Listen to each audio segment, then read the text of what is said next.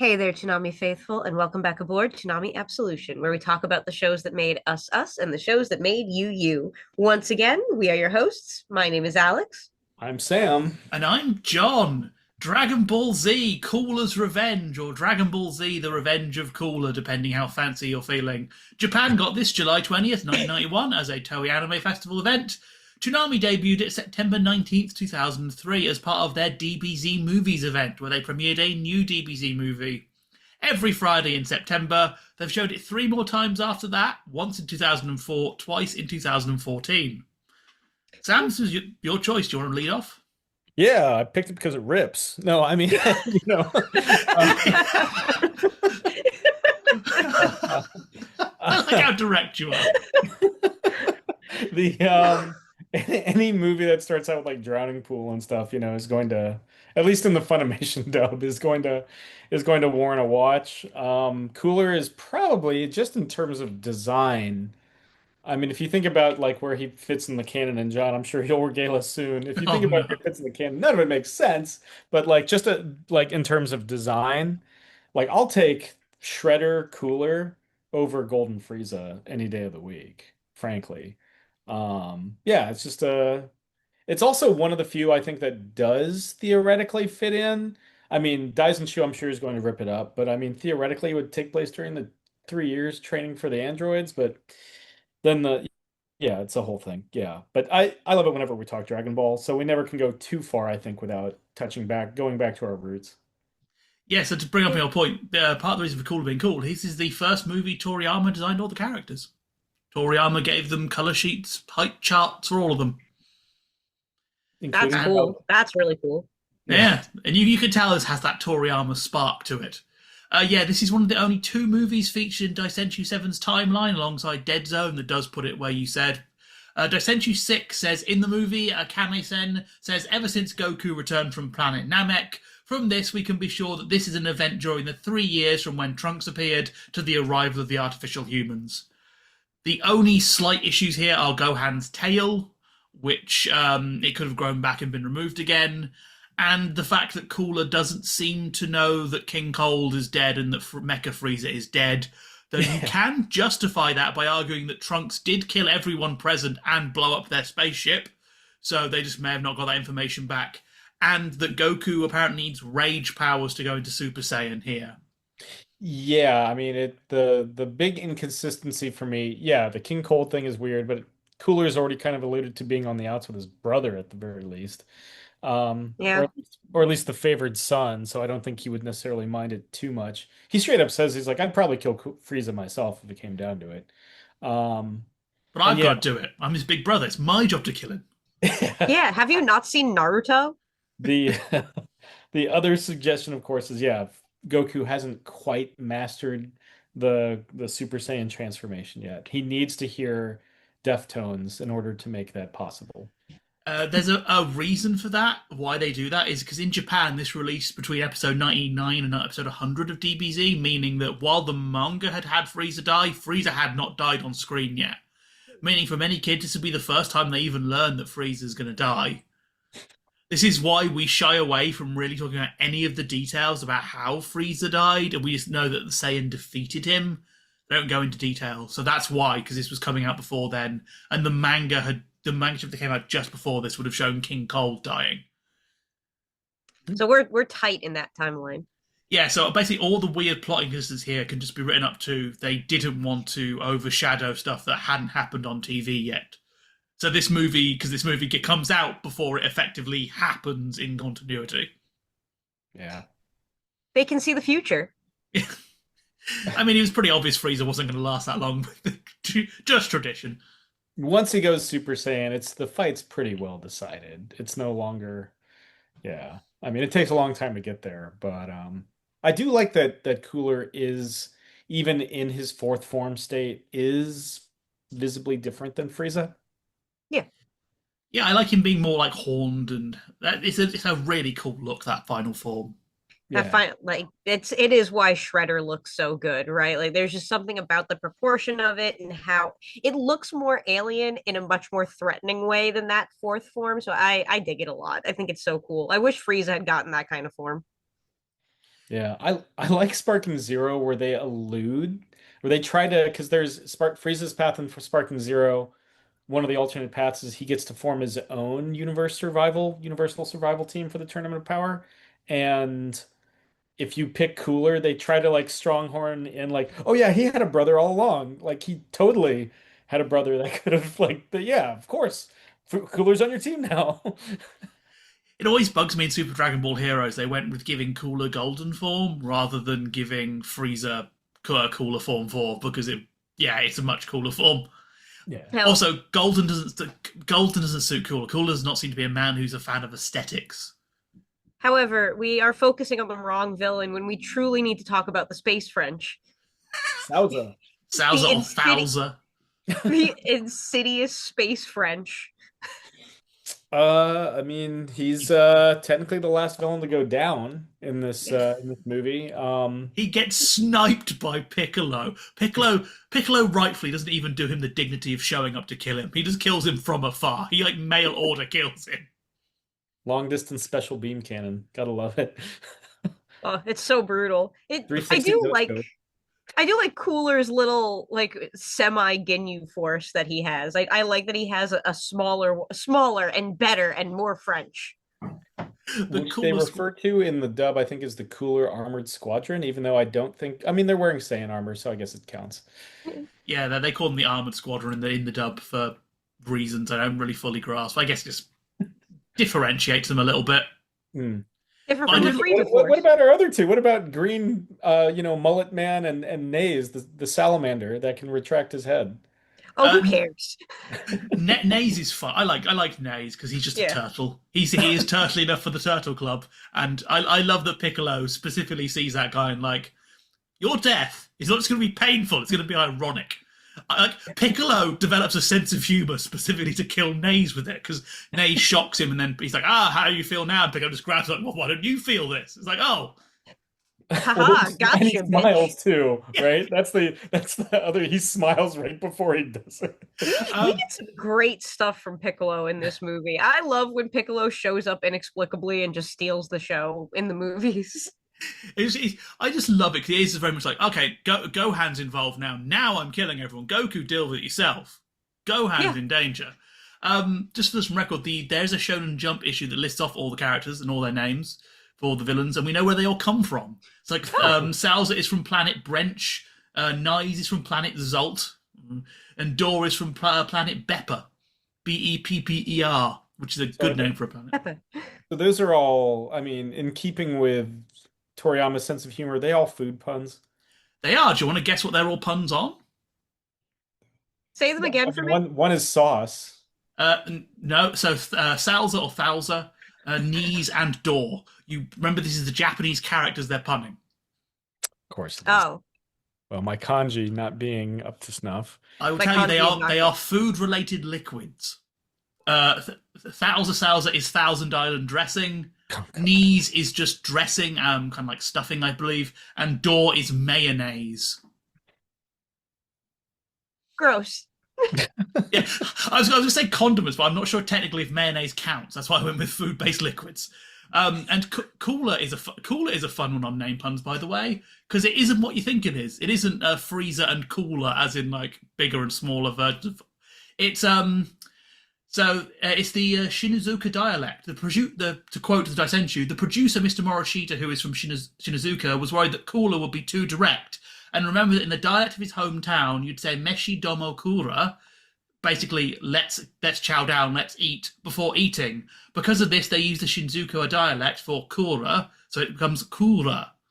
So in Japan, it's Coola is how it's pronounced, so Kura. So basically, it means let's eat. Itadakimasu. And he does. In that final form, he does eat, to use the parlance of the kids.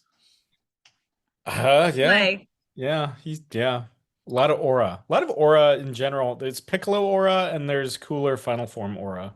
There's a lot of aura farming in this movie. The only person who does an aura farm is Goku because he spends half of it dead. Yeah. Did anyone else notice? Speaking of aura farming, did anyone else notice what sounded a little bit like the blaster sounds from Star Wars in this? Just a teeny tiny bit. Yeah. Also, in the Funimation of everyone having the same jet engine noise when they fly, which I find quite funny. Everyone sounds the same. Is that a Funimation thing or is that a Toei thing? There are jet noises in the Toei one, but I don't believe they're all the same. There are a couple of different ones. Someone can correct me on that. Maybe just how I was hearing it, but it definitely sounded like Funimation swapped some of them out for different ones. Probably because dialogue redubbing meant you had to redo it, and it sounds like they're using the same one repeatedly. Hmm. But this does bring me to my big question, and I did torture John with this over the weekend, and I'm going to pose to the audience too. We have Piccolo with his wobbly arms here. They look really cool. It's great to see him use that again. Do Namekians have bones? Not hard ones. Soft bone. It's a great So name for an cool. indie Cartilage. Cartilage is essentially, yeah, it's cartilage. Yeah, this sent me down a rabbit hole because I had it pointed out to me that have we ever had it confirmed that anyone in the Dragon Ball universe has bones? I can only find one confirmation, which is Goku getting electric shocked and you see his skeleton. But that only confirms Saiyans have bones. Yeah. Piccolo gets shocked here, and we do not see a skeleton in Piccolo. Yeah. Well, to be fair, he was faking it. Yeah, yeah. We do see like humanoid skeletons all over the place. As early as Dragon Ball and like the Dragon Ball or the pirate lair. That could have come from the robot. Maybe robots have bones in this universe. But have you ever seen a Namekian skeleton? That is my question. Have you ever seen one? I don't think we so. have. As many Namekians as we see get killed over the course of the entire franchise, which is surprisingly a lot. I mean, they almost get wiped out like on 3 separate occasions if you count Return of Cooler and the Dragon Ball Super manga. Basically, another one in Daima. Another one in Daima. Yeah, geez, yeah. Maybe it just isn't to be for the Namekian race. It's just not right, guys. We gotta split up, gang. Maybe maybe they're punished for their lack of skeletal system sins, you know. Maybe that's the issue. I think it's like a Dalsim situation going on, which then begs the question: does Dalsim have bones? Does Dalsim have bones? No, he just knows yoga. Yeah. You do see a skeleton because he gets shocked by Blanca because you can do the electric shock on him, and he does have bones. Then there we go. Bones. I do love. What I love for this is that basically all of Piccolo's moves are weirdly showboaty in this because when he does the long arms, he doesn't just grab Thouser. He like loops them around a tree specifically to knock him from behind. Yeah. And then later on, we see him do another beam attack, which is a homing beam attack now that will follow you. It's like Piccolo, you're just showing off now. Come on. Yeah, Piccolo was flexing like hell in this movie. This was Piccolo being like, no, I gotta look good. Everybody's watching me. Gohan is in my jersey. Let's go. Vegeta has been introduced. He may be taking my screen time in future movies. We cannot have this. He really can't have this. Up until he gets ambushed by Cooler, he's really having a good time in this movie. And then he gets blown up by Cooler. Yeah, I mean, if you thought he was having a good time in like Lord Slug with the like Gargoyle Man, he's really having a good time in Cooler's Revenge. He's having a good time for a lot of Return of Cooler too. This is like then he stops having a good time when Super Android 13 shows up. That's like party's over. I'll do one cool thing, and then whoever our big bad is going to like knock me through like multiple glaciers in a single blow. But yeah. Yeah. Talking of having a not fun time, Gohan in this film gets a nice bit of parental trauma. I do like this film really uses Gohan a lot more. Yeah. Because like this is basically a time race with Gohan trying to get Senzu Beans from the tower, which is a nice touch, a nice way to use him in a way that isn't just having him go Great Ape or pull out last minute Super Saiyan powers. Yeah, I mean, you know, he doesn't really. I mean, he gets owned by Salza. He doesn't even get owned by Cooler. You know, he gets taken out by our space Frenchman, rather than the galactic dictator.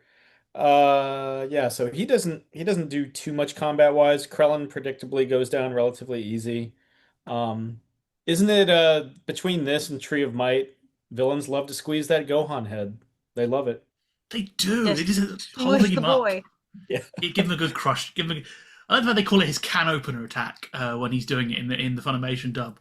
Which I'm like, that wouldn't really open a can. It's going to open it into your own hand. Is it going to open it into your own hand or squeeze it onto the floor? All you've done is made a mess. I don't Well, think he it's can. like the Popeye way of doing the can, you know? And Popeye would squeeze the can and it gives him the boost. And that's how Oh, it works for him too. Yeah. yes.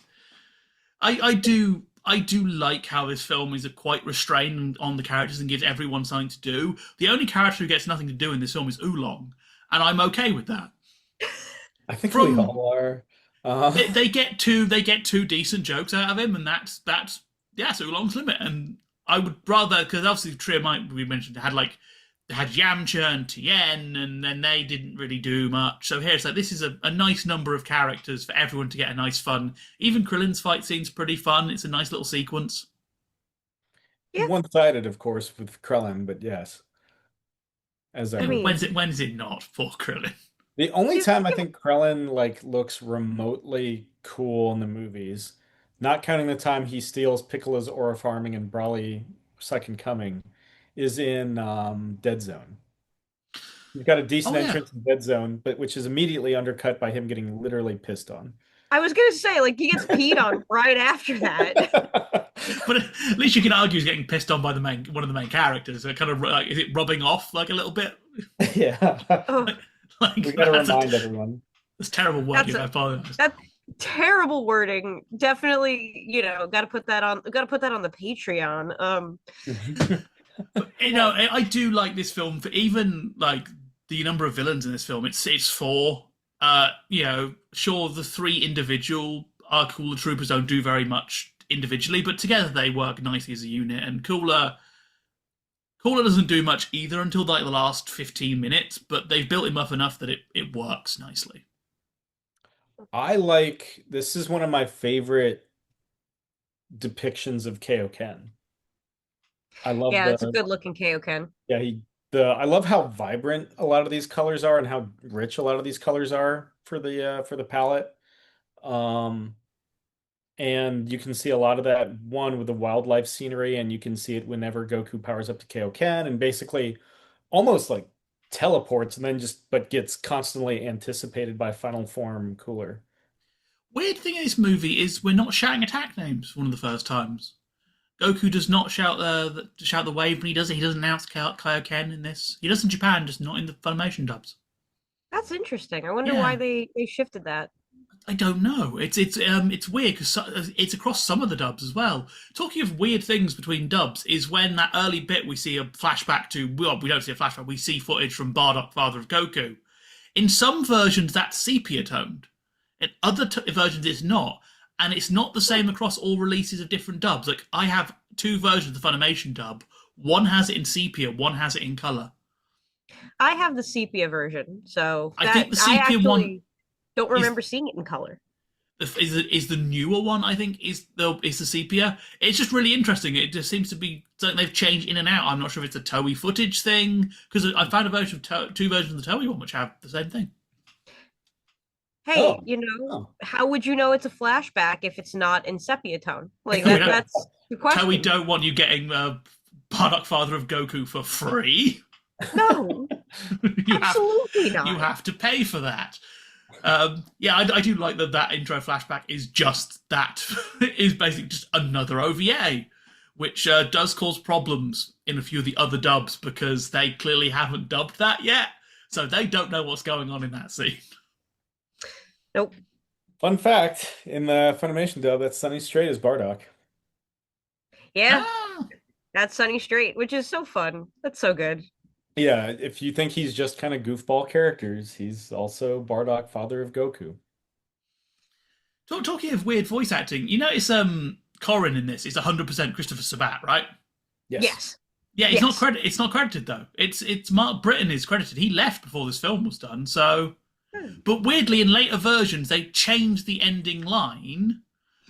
So when he's leaving, Yajirobe's like her. There goes, nice kid, her. Goku's lucky to have him. That's Eric Vale. So they had Eric Vale redub one of the lines in that scene, but not the rest of them. It's very confusing. In the original release, Corrin questions what Yajirobe meant by Bean Daddy, and Yajirobe's like, I don't know. Rick, can we talk about the Bean Daddy thing for like a hot second? Oh yeah, when Gohan goes up the tower and visits the odd couple. Yeah.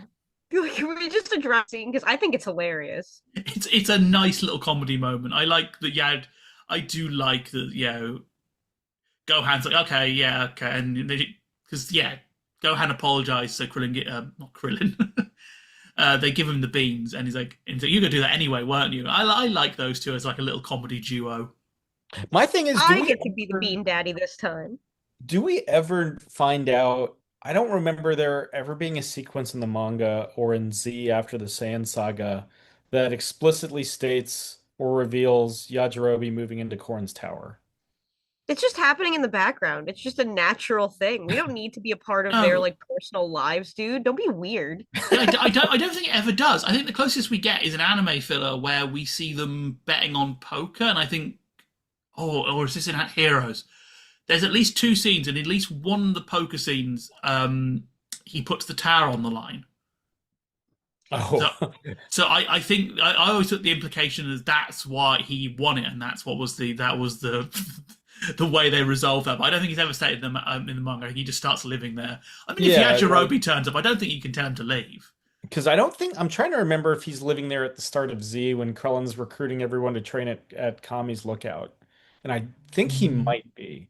I think he And was. yeah, I think the assumption is some in the 5 year gap between Dragon Ball and Dragon Ball Z, Yajirobe's like, I don't really have a home. This is a really nice place, and I like to eat, and Senzu beans fill me up like lembas bread. Let me just live here.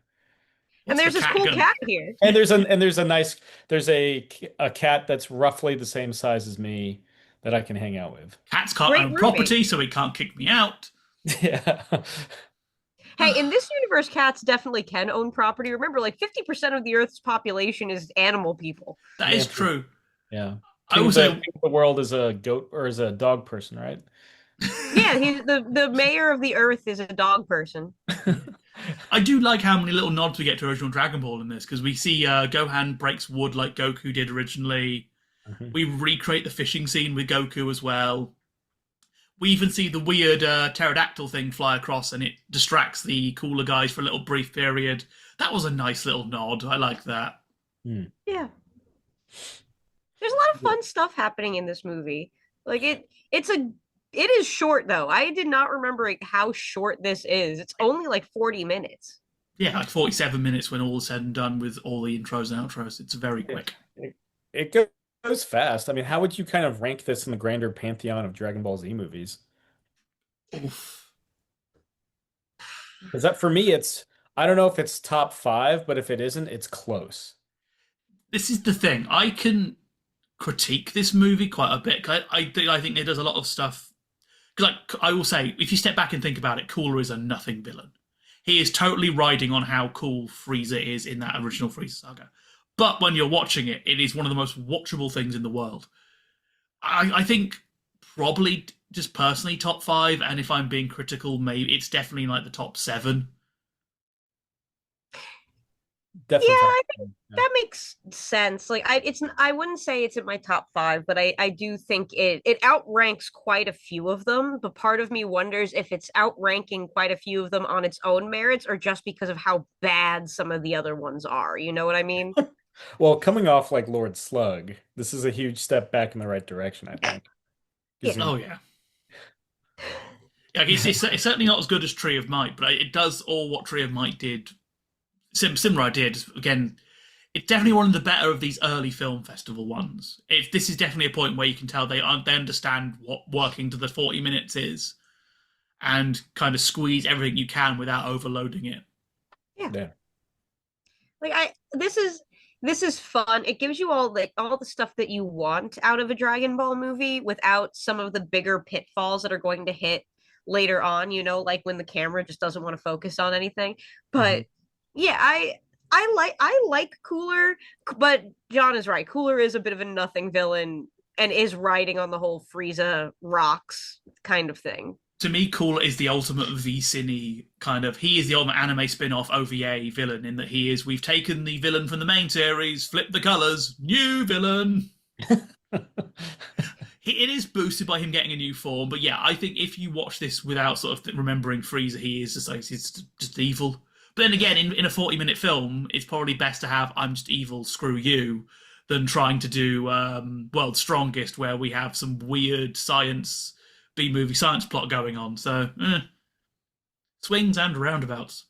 Clearly, I mean, clearly it was a success because the next movie is another Cooler movie. It's like more of that, please. And Cooler is one of the most like frequently reappearing. Like he gets in the games all the time, even like before the modern era.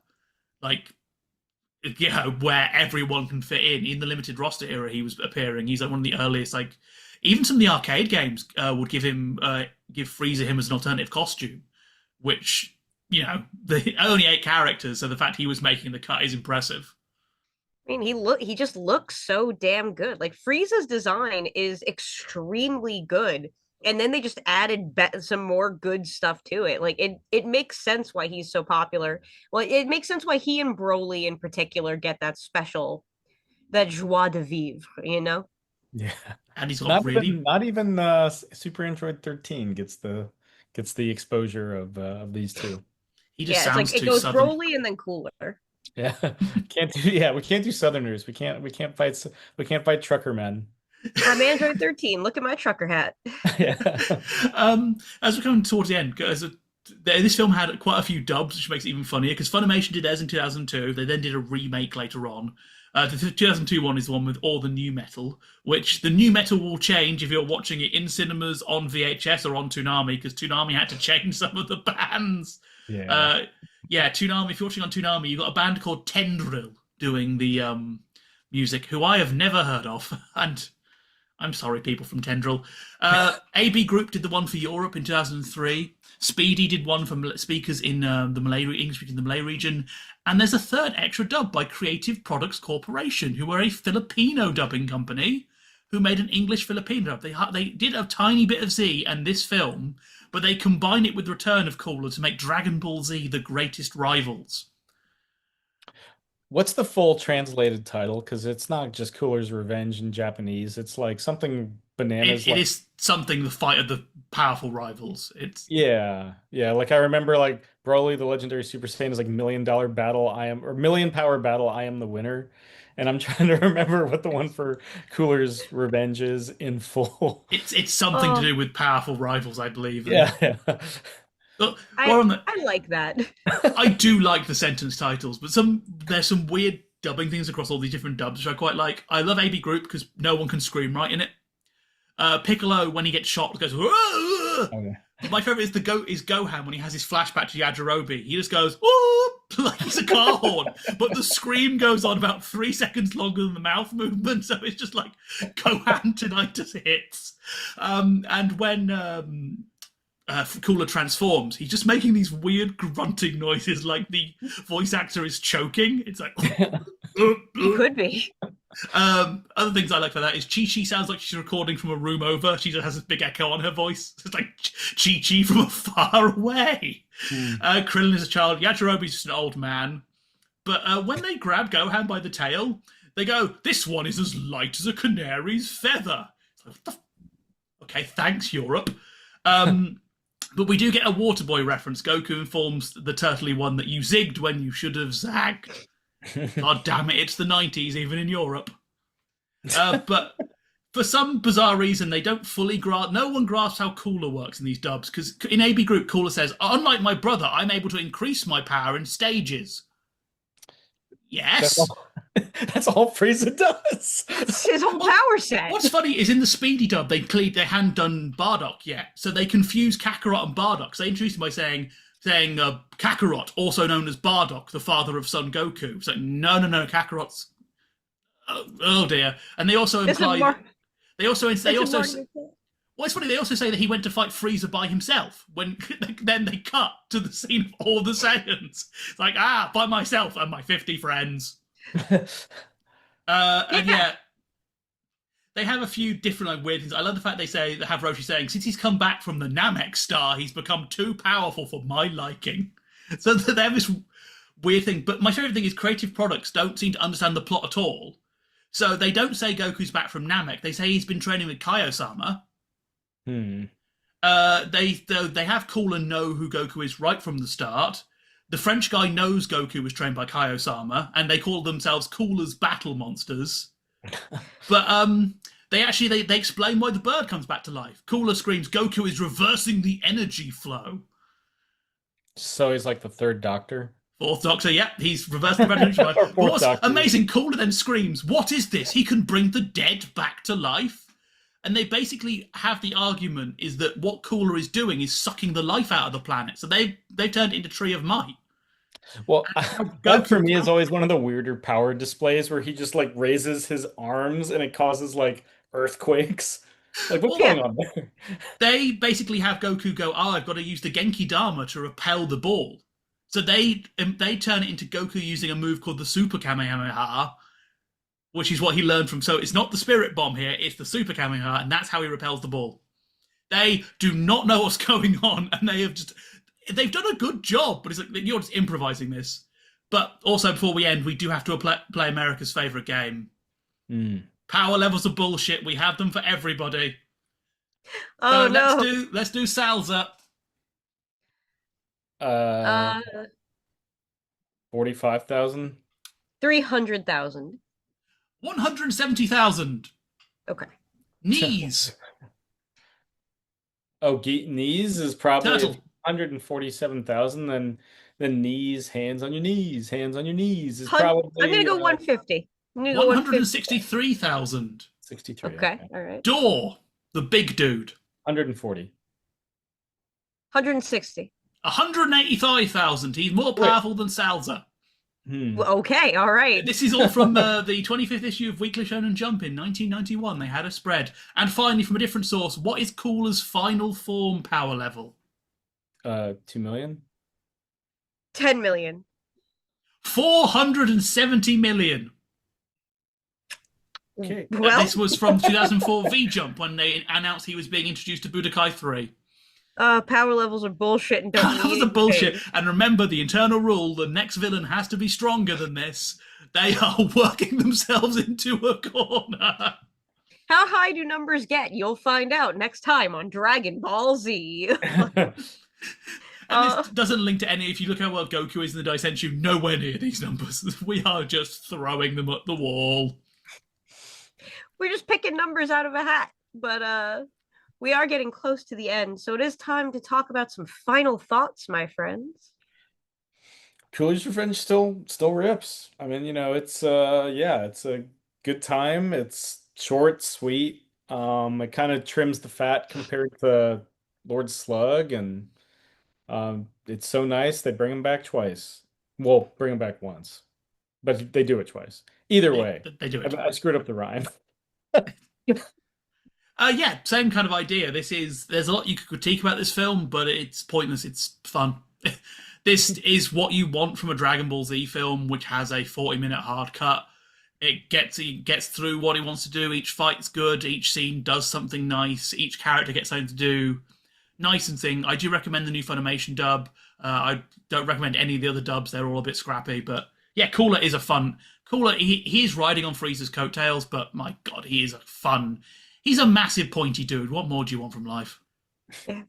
Oh yeah, it's short, it's fun, the fights are good, the animation is good. You have a pointy Frieza who rides those coattails like nobody's business, and it's just a good time. You're gonna enjoy. If you like Dragon Ball, you're gonna like this. Is it the best Dragon Ball movie out there? No. Is it the worst? Absolutely not.